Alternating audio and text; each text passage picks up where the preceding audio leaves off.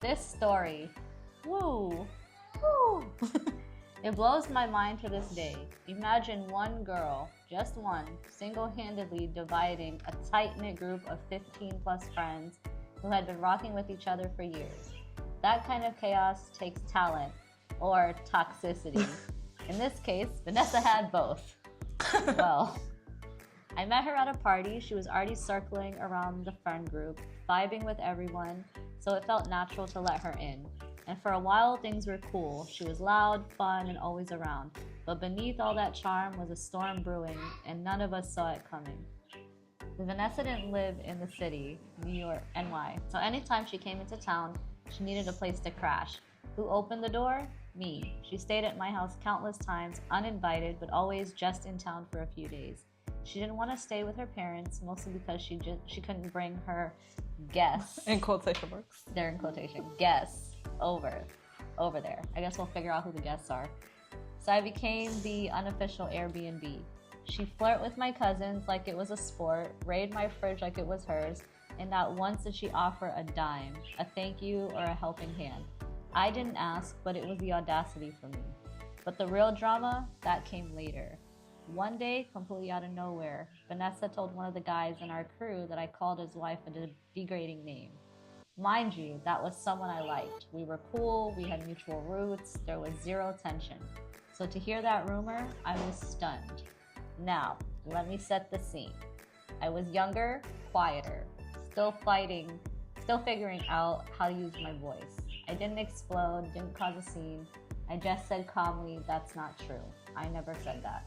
But guess what? My truth wasn't enough. Vanessa's lie hit harder than my honesty, and the group started crumbling.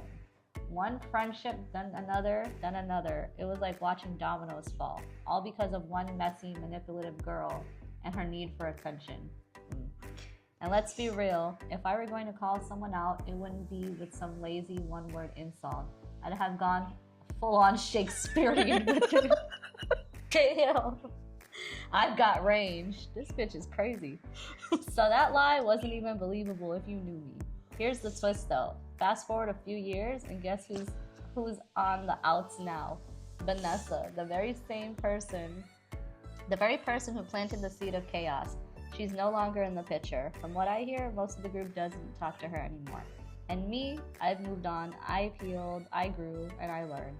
That situation taught me something major. People will believe what they want, especially when it's more entertaining than the truth. But lies have a shelf life. And when the truth finally surfaces, oh, it hits different. And now I know where I stand. I don't need a crowd to validate me. I'm done being the one who gives without boundaries. Sometimes the most painful betrayal comes dressed in a crop top and fake lashes. But every storm teaches you how to walk in sunshine. Growth, baby, that's the real tea. Oh, Jesus Christ. She's basically saying that if she was to insult you, it wouldn't be that one rumor. It would have been a range of rumors. You know this person is clean when they say Shakespearean, because I feel like that's a white people thing to be like, oh, she called you like a hoe. Yeah.